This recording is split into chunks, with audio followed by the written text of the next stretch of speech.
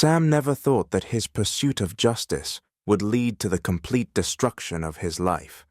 When the school administration offered to reinstate him after a public scandal, he refused. But what shocked everyone was that his closest colleagues, those who had pretended to support him, suddenly turned against him, claiming he had betrayed them for his own benefit.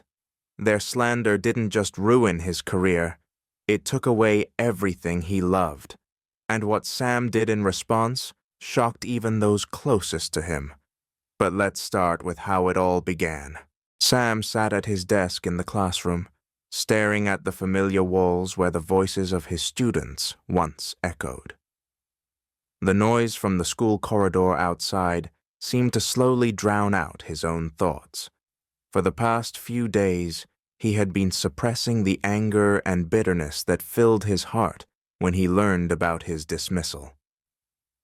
The school administration, with whom he had worked for years, decided to respond to the parents' complaints, which led to his expulsion.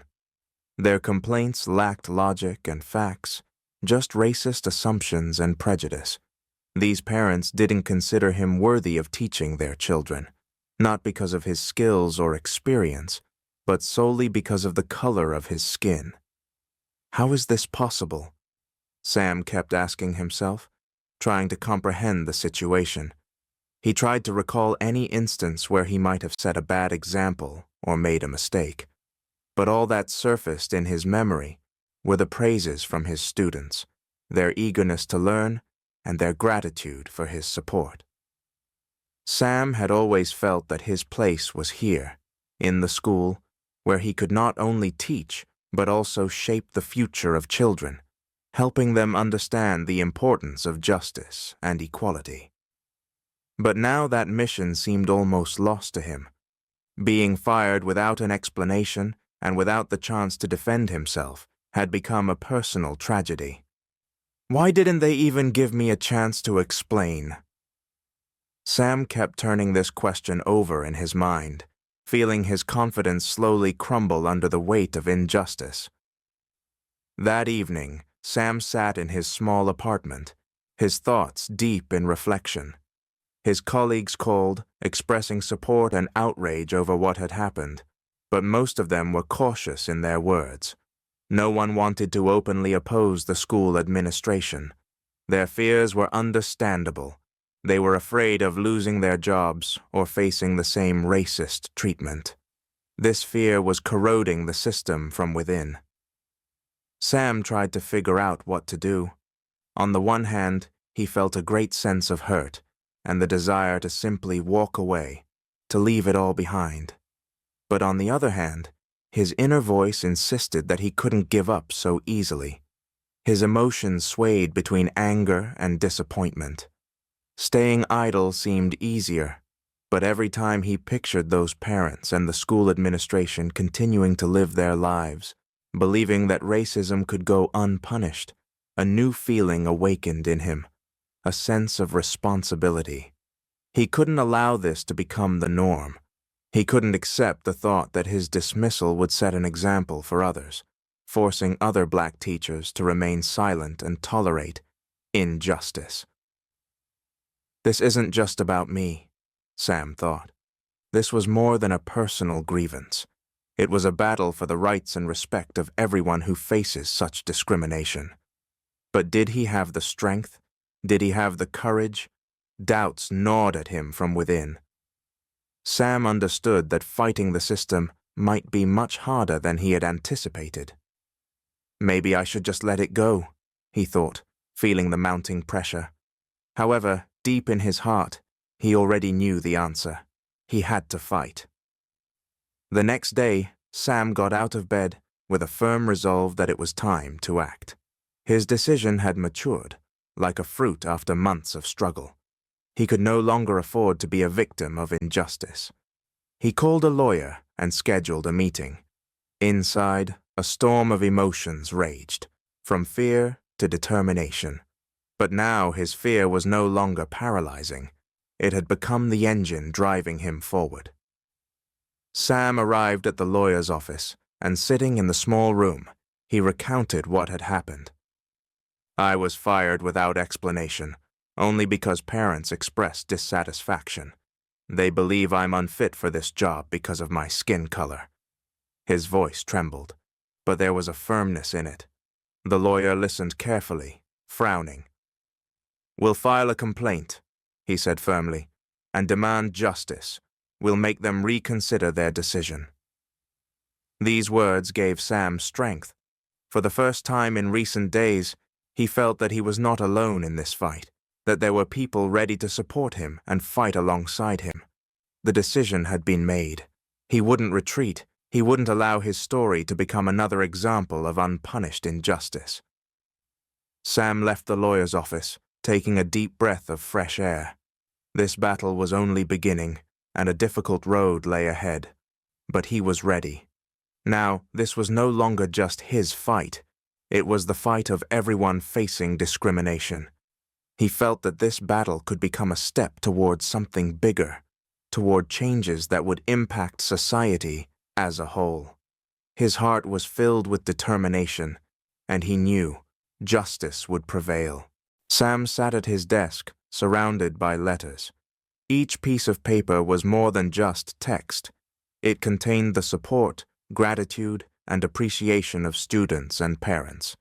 But despite this, he found it hard to breathe, as if something was pressing down on his chest. He opened another letter, written by one of his students, David. "Mr. Brown, you always believed in me, even when I didn't believe in myself. I'll never forget how you supported me during the exam when I thought I would fail. You're the best teacher I've ever known. Please come back." These words warmed Sam's heart, but the anxiety wouldn't let go. He understood that this support was his only weapon against the system, against those who sought to destroy his career and reputation. These aren't just letters, Sam thought. They're proof that I'm not just a teacher, but a person making a real difference.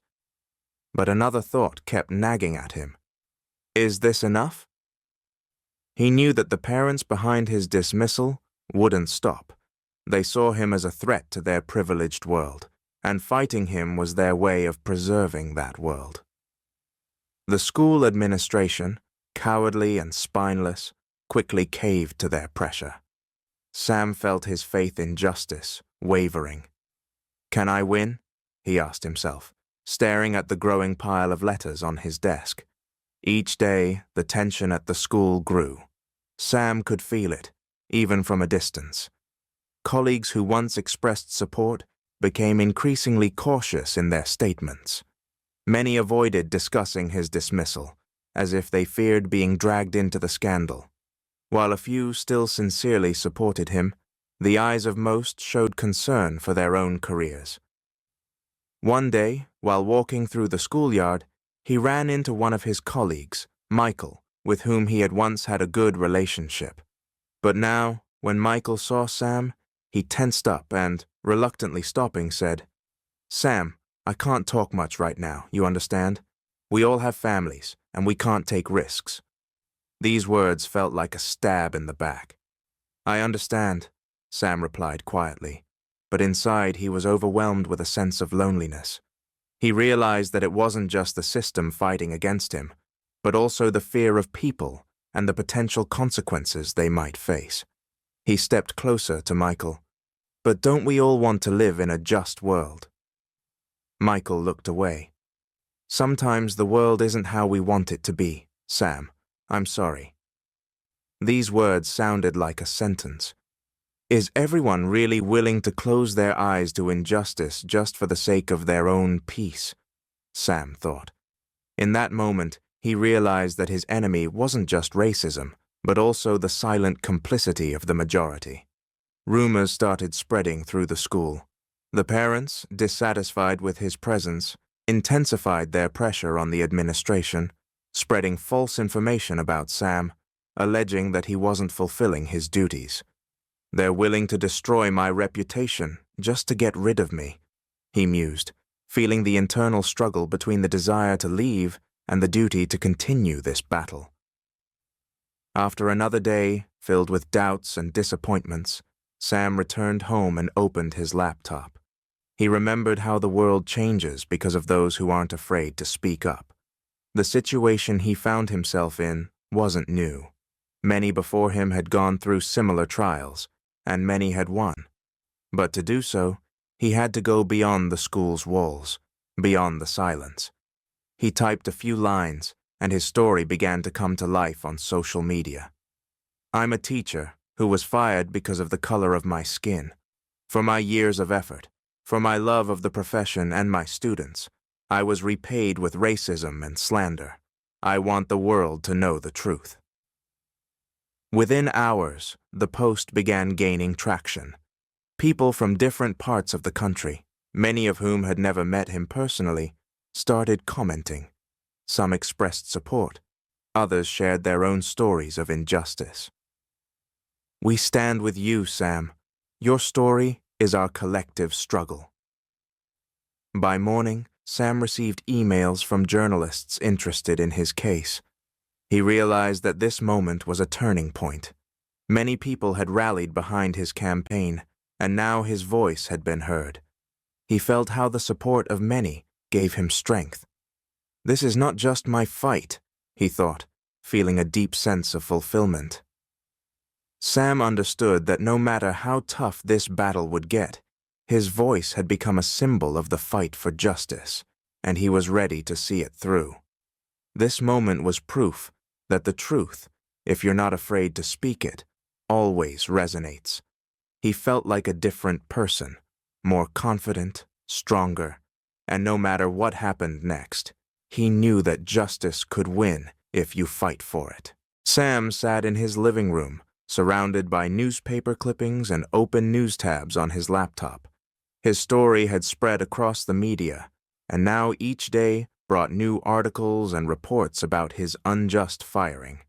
But as much attention as his fight attracted, the weight of responsibility grew heavier on his shoulders. On one hand, he felt the support of those standing against discrimination. On the other, doubts loomed larger with each passing day. What if all of this is pointless? He wondered, scrolling through comments under yet another article. Some words of encouragement warmed his soul, but among them were messages of hate, threats, insults. Sam tried not to take it personally, but every hateful word left a mark on him. "You're undermining order," one letter read. "You're hurting the school that once respected you." He knew these words were far from the truth, but their tone pierced through his emotional armor. Journalists who interviewed him sympathized with his cause, but sometimes their questions carried a tinge of doubt. "Why did you choose to bring this up now?" they would ask. "Won't this hurt the students?" These questions made Sam wonder, again and again. Had he gone too far? However, whenever doubt clouded his mind, he remembered the letters from his students, parents, and colleagues. He remembered the moments when his students thanked him for his help and support. "This isn't just a fight for me," he convinced himself. "It's a fight for justice for everyone who faces discrimination." Yet still, the weight of it all pressed heavily on his shoulders. The day when a new wave of slander erupted in the school, Sam felt the pressure becoming unbearable. The administration, defending itself from public criticism, began accusing him of harming the school's reputation. Newspapers started publishing articles portraying Sam as a troublemaker, a disruptor of discipline. "They're trying to shift all the blame onto me," Sam thought bitterly as he read yet another article. "First, they gave in to racist pressure, and now they're making me the enemy of the school." Threats began arriving not only on his social media accounts, but also through the mail. Someone left a note on his doorstep reading, "You don't deserve to be a teacher. Get out." This was especially painful. Sam held the note in his hands but didn't show it to his family, not wanting to worry them. However, this hatred was beginning to reach not only him, but his family as well. His wife, Liz, became withdrawn, her face full of worry. "Maybe it's time to stop," she said quietly one evening, as Sam sat at the table, once again reading another article. "I'm worried about you. We're all worried." Sam fell silent, looking at her. He saw the fear in her eyes, fear for him and for their future. It was hard. He didn't want to put his family in danger, but stopping now would mean betraying not only himself, but also everyone who had supported his fight. "I can't, Liz," he finally answered, trying to find strength within himself. "If I stop now, it'll mean they've won. I'm doing this not just for myself. I can't let down everyone who believes in me." Liz looked at him, her face tense with concern, but she nodded. She understood that Sam wouldn't give up. Yet the tension between them continued to grow, and Sam felt it tearing him apart from the inside. Despite all the challenges, Sam had no intention of backing down. He knew that the road ahead would only get harder, but his resolve had strengthened. He decided to organize a rally in front of the school board, not just to demand justice for himself, but to bring attention to the broader issue of discrimination in education. The rally became his response to the threats and pressure. On the day of the rally, Sam stood before a crowd of people. In his hand was a microphone, and he was preparing to give his speech. The crowd was larger than he expected. Among them were not only his friends, family, and students, but also many others who had once been hesitant to openly support him. People held signs reading, "No to racism," and "Justice for all teachers." Sam looked at these faces and felt that his struggle had gained a new meaning. He took a deep breath, realizing how important this moment was. He felt a wave of anxiety, but then his eyes met Liz's in the crowd, standing there to support him.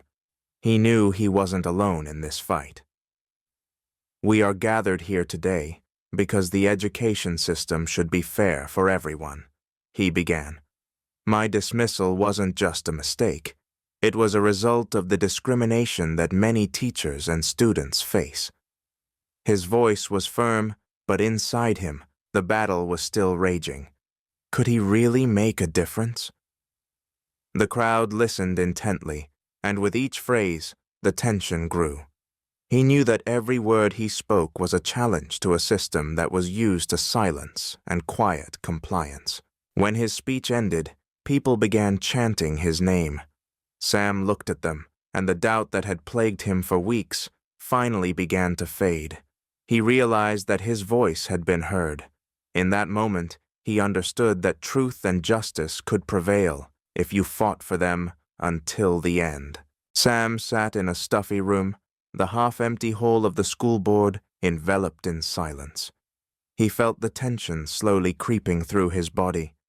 Time seemed to drag unbearably, and each minute waiting for the board's decision felt like the toughest trial yet.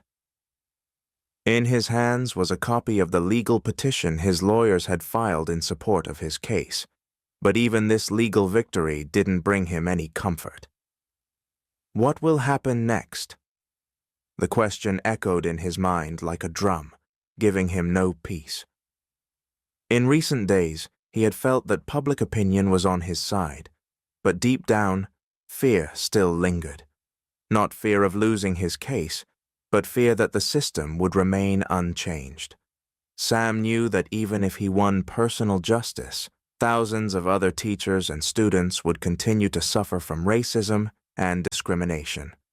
He recalled the days when he first became a teacher.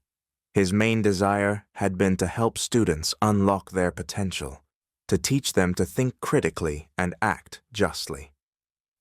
Now, however, he faced a different task, defending the very idea of equality in education. But this path was much more difficult than he had ever imagined. When the board chair finally spoke, Sam felt his heart race. The moment of decision had come. Public pressure had been strong, and all he could do now was hope that justice would prevail. The public hearings had lasted all week. Every day, Sam walked into the room with a heavy heart, knowing that this time everything depended not just on his words, but on the support of his lawyers and the people standing behind him. The parents who had filed the complaints tried to maintain their stance, pretending that their motivations were solely in the interest of their children, but their racist remarks could no longer be disguised under the guise of concern for education. Sam sat next to his lawyer, listening carefully as he presented evidence that the dismissal had been unfair and driven by racist bias. Every point the lawyer made was clear and strong, but Sam could see that the board members were trying to keep neutral expressions despite the administration's obvious mistakes. Sam felt the pressure, not just from his own case, but from the entire educational system that had always been stacked against people like him. His thoughts kept returning to how difficult it had been to be a black teacher in a predominantly white district. They saw me as a threat from day one, Sam thought. He remembered how parents had never hesitated to express their dissatisfaction with his methods, not because he was a bad teacher, but because he was different. After one of the hearings, a colleague, an older teacher named George, approached him. He looked Sam in the eyes and said, "You're holding up well. We all know this isn't right, and if you can change this, it'll be a step for all of us." These words warmed Sam's heart. It was comforting to know that among his colleagues, there were those who believed in him.